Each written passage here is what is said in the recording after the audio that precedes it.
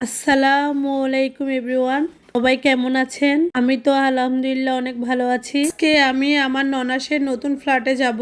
আপুর নতুন ফ্ল্যাটে যেয়ে আমি তো পুরাই অবাক হয়ে গিয়েছি। তো আয়োজন দেখে ননাস কিন্তু আদরের একটা ডালা অর্ডার করেছে। ও বাসায়ও নিজে অনেক কিছু রান্না করেছে। হাজবেন্ডটা কিন্তু ওরা দুই ভাই এক বোন, ভাসুরও গিয়েছে, ভাবিও গিয়েছে, ওনার ছেলে মেয়েও গিয়েছে। তো কল্পনাও করতে পারি নাই যে আপু এত ব্যস্ততার মাঝে এত সুন্দর অ্যারেঞ্জমেন্ট করে রেখেছে আমাদের জন্য। ফ্ল্যাটের এখনো কিন্তু অনেক কাজ রয়ে গিয়েছে। আপু ঠিকঠাক মতো গুছিয়ে উঠতে পারে নাই। তো ব্যস্ততার মাঝে আমাদের কথা মাথায় রেখে সুন্দর আয়োজন করছে। করে এরকম একটা ননাস পাওয়া যায়। ননাস মনে করি না, আমি মনে করি আমার একটা বড় আপু।